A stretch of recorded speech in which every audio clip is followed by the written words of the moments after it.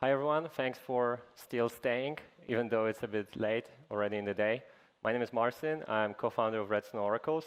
I've been in the space since late 2017, and today I will talk a little bit about the trade-offs about market rate versus exchange rate when it comes to oracles. So a bit about RedStone first. We've recently announced our $15 million Series A, backed by some of the best VCs out of the space. They believe in the mission that we have in creating sustainable and scalable oracles for the push and the pull model, so serving the clients very well. We also have a backing of prominent angels. We do research pieces, so we've published already, I think, 5 reports on various topics from stablecoins, liquid staking tokens, liquid restaking tokens. Interestingly enough, even today I got 2 kudos for the reports over there. Our approach is, in order to do some work in a specific field, you truly need to put your teeth into that, so that you understand the dynamics and nitty-gritties. And we're a team of builders, right now 18 people, mainly engineers. Myself, I'm a black sheep, so I don't code, but believe me, I do my best to understand as much architecture as I can.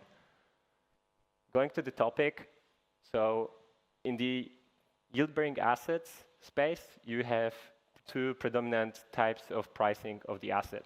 The first one is the pure market rate. So you price the asset the same as anything else, like Bitcoin, ETH, or whatsoever. So you look on the DEXs, TEXs, and all the trading venues, and you aggregate the price and you deliver that. But with the correlated assets, you can also use the pure contract rate, which is also referred to as the exchange rate, which I don't really like, the exchange rate, because here you have DEXs, so exchanges, so it's a bit confusing. So I usually use the contract rate or the fundamental rate. So as long as the fundamentals are kept, it should hold. There's also like a third type, where you do a hybrid when you have wrapped types of assets. So for example, in our case as RedStone, how we structure the SUSDE price feed from Ethena is we do the market price for USDE to USD. So we look on the DEXs, like the liquidity out there and what's the price derived from the market. And then we combine it with the contract ratio of SUSDE to USDE. So it's like a hybrid of the 2 words.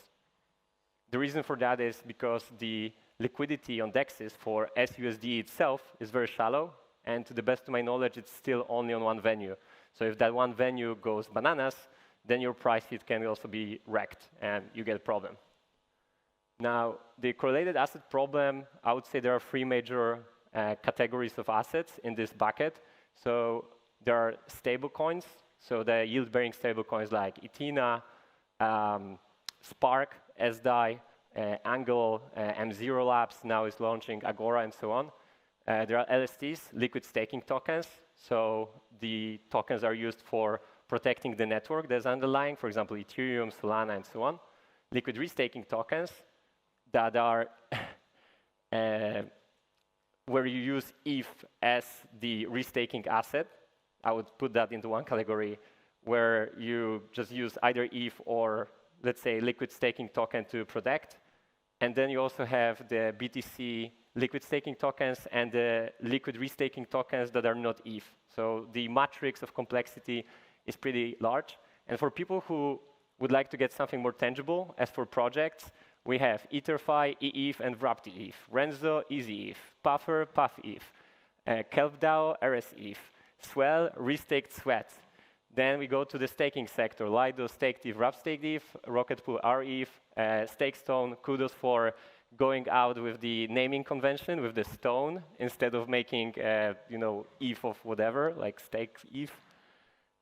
We have Spark, which is the stablecoin, SDAI, Ethena, USDE, Maritime Protocol, USDM, and so on, so on. I could truly take probably 2 more minutes talking about them. But these are some of the bigger ones that you should be probably also familiar with. So when you're using a pure market rate, you have the advantage that you're protected against the total collapse of the collateral asset. So imagine we're talking about Lido, as is the biggest staking protocol. If you're taking the market rate, you are protected in case Lido like explodes most likely, because then the price of wrapped staked ETH, for example, will be declining on market rate because Lido as the protocol blew up. So probably there should be a discount and eventually maybe even like 0 to the value of collateral. If you're using the contract rate, you would keep reporting like what's on the contract, right? Because this is where you derive it from. And the other advantage of the pure market rate are efficient liquidations, because what liquidators are doing when someone hits the liquidation threshold, they're taking the asset and they're selling on the DEX with that price, and basically they get the price of the asset how they would sell it on the market. But if they are taking a fundamental rate, so the contract rate, and there's liquidation, for example, it can be traded on a DEX with a discount, let's say 10% discount, and then the value they liquidated would be derived from the fundamental rate, which is higher. So they would be efficiently like losing the money if they want to sell it right away on the DEX, because liquidator can also like liquidate the position, pay for it, but don't sell the asset that is being liquidated, like hold it or put it for the withdrawal within the contract from which it took. The disadvantage is that it's sensitive to short-term DPEGs. So we'll be talking about Renzo DPEG a little bit. So you can liquidate positions on flash crashes of, let's say, a minute, 30 seconds, even though there is no like fundamental issue of the protocol, maybe just some FUD that some whale sold a lot because of whatever reason. And here is a good example. So Renzo, one of the leading liquid restaking protocols, experienced that in April 24th of this year. Essentially, nothing related to their technology or fundamentals. Basically, they posted like a chart that wasn't well respected by the community of theirs. And at that time, this is super important, guys, they didn't have the withdrawal enabled. So when you were holding Easy from Renzo, you couldn't go to Renzo protocol and basically claim a withdrawal because it was disabled yet. You could only go to the open market, like DEXs, and sell it over there. And there was like a pretty hard selling pressure, and the price started to plummet. Here, it's easy ETH to ETH. That's the reason like 1 is 1-to-1 price, and then 0.8, it means like there was a 20% discount against ETH, which in normal circumstances shouldn't happen. Like fundamental rate would be always like above 1, right? Even though the market is trading at a discount. So here's like how Chainlink, the biggest oracle out there, and RedStone, the fastest growing one, were reporting the price. So you can see like RedStone was shooting the price on chain with higher sensitivity. So we had approximately two times more updates during the crash. So like DPEG, following how the price was behaving. And that caused quite some liquidations in the market. And some users were like, hey, I shouldn't have been liquidated. Like the fundamental rate kept being like on the height of it. But our claim was that you cannot withdraw, like redeem it on the protocol. So liquidator has to go to the open market and sell it on a DEX. So probably this is the price that should be reflected at that point, because there is no redemption. So why would you take the contract rate, which is like a redemption rate, even though you can redeem, right? If you're using the pure contract ratio, what are the advantages? So for example, assuming that one staked ETH is 1 ETH, or 1 ETH is equal 1 ETH. This is like assuming the first assumption, and then the second assumption you can do is just to take like the exchange rate between the contract rate between staked ETH and wrapped staked ETH directly from the contract. Then you're resilient against these short-term DPEGs. However, and it allows also for more aggressive loan-to-value. And loan-to-value in lending protocols is the value, as the name says, size of the loan divided by the amount of collateral you have.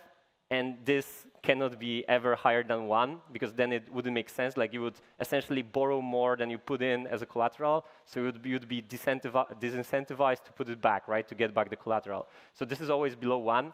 And lending protocols want to push that for these liquid restaking tokens, liquid staking tokens as high as possible, because then they allow for the highest leverage for the users that are looping.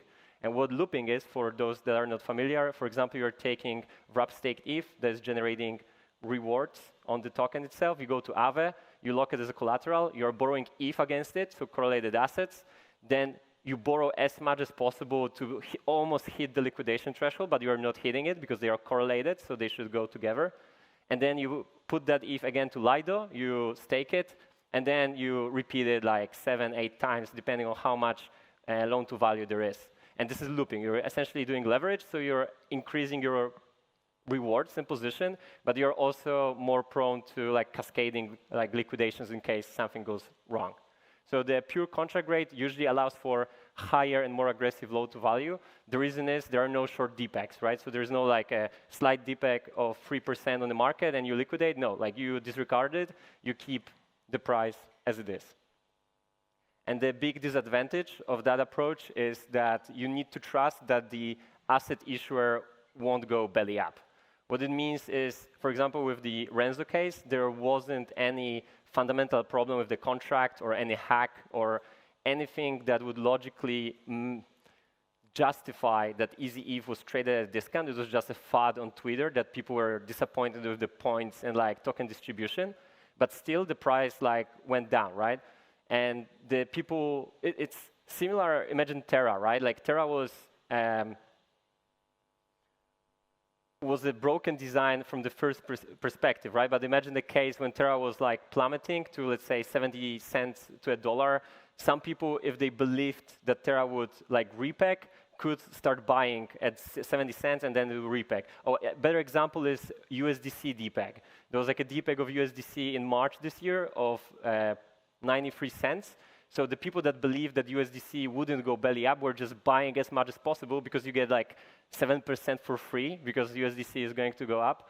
But if there's a Terra case that you started buying back and then it keeps collapsing, then you're dead, essentially, right? So it's like a nuke moment where it's like a disaster all over.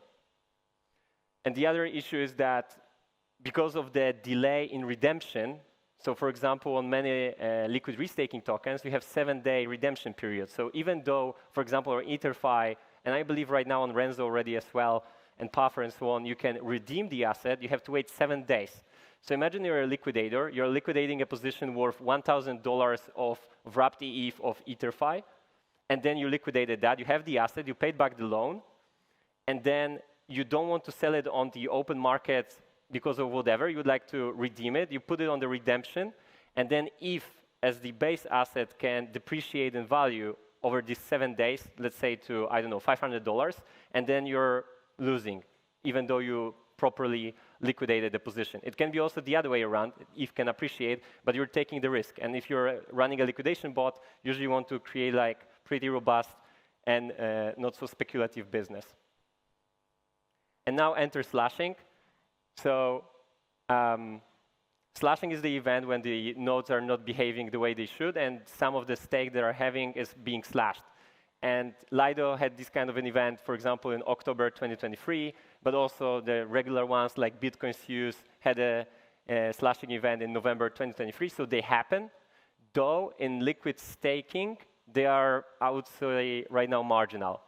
So I could ask how much has been slashed to date with Lido, the biggest liquid staking protocol to date. Anyone knows? Okay, I had a prize for a person that would shout. It's about 31 ETH, which is today valued at about $100K. $100K against, I think, $37 billion like being staked with Lido. It's like peanuts, it's nothing. So I'm not claiming that slashing is not a real risk in liquid staking. I'm claiming that so far it's been pretty marginal. But when you're entering the liquid restaking and the matrix of risk is like way larger, everyone before on the panels and whatsoever was talking about it, because you have different AVSs, you have different restaking platforms, you're introducing not correlated assets. So for example, you are using Bitcoin to restake an AVS that is using ETH as the primary asset. So there are way more complex structures out there, and the slashing is getting more and more real, but surprise, surprise, as of today, all liquid restaking tokens, and don't kill me for saying that, are liquid staking tokens, because AVSs like basically have no slashing conditions. It's not introduced on EigenLayer, and to the best of my knowledge on Symbiotic or Karak neither. So effectively, they are like liquid staking tokens, at least for now, but not in the future. And what could be the ideal solution when the price can never go above the cap, and the cap would be the base asset plus yield? So imagine ETH is trading at $1,000, and let's take EtherFi as an example. ETH should trade at $1,000 as well, because there should be keeping the peg as 1-to-1. And wrapped ETH is trading at $1,200, so like 20% appreciated already. So as you have the yield curve, as it progresses, you can create a cap that by, let's say, end of the year from now, it shouldn't be worth more than, let's say, at $1,300. So in ETH value, so no more than 30% more than ETH. So you can create a cap on top, because like physically the yield will not be as large throughout that period. So you can create the first cap. And then if things go south, so like there is a disaster like nuke or whatsoever, and the asset goes maybe not even to zero, let's say 30% of the value that should be in the contract rate, we also want to know that it's happening. So this would be like an ideal scenario. And the proposed solution, for example, by Aave on Aave DAO, this is like a post from January this year, is a correlated asset price oracle, in short CAPO, where they in fact created like a upper boundary of how much it can appreciate in value. And what at RedStone we've been thinking for the past months how to approach and to tackle the problem, and we suggest the hybrid approach. So taking the best out of the two worlds whenever it's possible. So you take snapshots of the contract ratio. So you look at the contract ratio and you take snapshots, for example, every 24 hours. And then you create the upper cap of the price based on the historical yield growth, as I told you. So for example, 30%, or these parameters have to be very carefully like designed, but it's actually not so hard for the at least upper bound. And also we create a signaling of the deviation between the market price and the contract ratio. So contract ratio you have from the contract, and the market price you have from DEXs. And then we set a parameter between the two. In the moment they deviate too much, let's say by 2%, 1%, depending on the asset, whether the withdrawals are enabled or not, we create a signaling effect that the, for example, liquid restaking protocol can use for pausing redemptions or minting.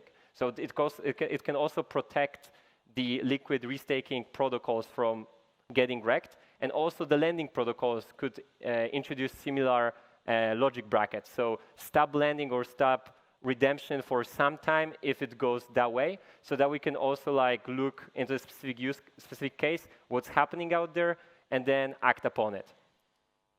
So in our view, this is like the ideal scenario when you have both rates available and both are trustful. Because for example, if you create a market rate from just one source, I'm not sure if it's like the scenario that should be implemented, because this one source can go bananas, and then the whole protocol, let's say this whole sequence is triggered, even though it was the problem of this one source that went south. For example, as with the Curve and the Viper case. So Viper got a glitch, and then Curve also had a lot of problems and hacks out there as the ecosystem. As we go forward, we also explore with team TWAPs, some time-weighted average pricing. So it can be maybe not a supreme, but an interesting option for lending protocols, because they allow you to smoothen out the sharp depegs. So let's say something depegged for 10%, but only for like a minute or 10 minutes. So if you create a 30-minute TWAP, so you just do snapshots like every 30 minutes, it smoothens out the like short depegs. But if the asset like keeps plummeting and it goes down effectively, then you can still like track it. So though TWAP is never like the true market price, because it's not offered anywhere, like because it's an like aggregate, it's like an average. So it's also not ideal. But I think work around TWAP and these kind of statistics is also like a way to go to optimize the flow for leverage and lending protocols. All right, so that was majority what I wanted to say, and maybe like one thing that, in my opinion, will be extremely important from the perspective of yield-bearing assets, I would call it as a category, and then within that category you have stables with yield from RWAs or something else, liquid staking tokens and liquid restaking tokens. I believe the third one will have the most profound, let's say, effect on our industry, especially in terms of taking risk. Because when you are creating a liquid staking protocol, actually there are not that many parameters you can tweak to go more risky and offer higher yield or whatsoever. It's a very, very standard business, like Glide or Rocket Pool and whatsoever. But in the liquid restaking and the restaking space, you can, again, introduce new assets for restaking. So USDC, Bitcoin, other restaked assets. So imagine using, I think it's possible, like wrapped ETH from eigenlayer, EtherFi on eigenlayer on Karak. So you create like a loop of these assets, right? So to me, it vibes a little bit like from The Big Short. I don't know if you've seen that scene that guy is like putting like a house of cards, and then at one point it just goes down. Yeah. All right, so that was all that I wanted to say today. I'm very happy to take any questions after the panel, after the talk. Thank you.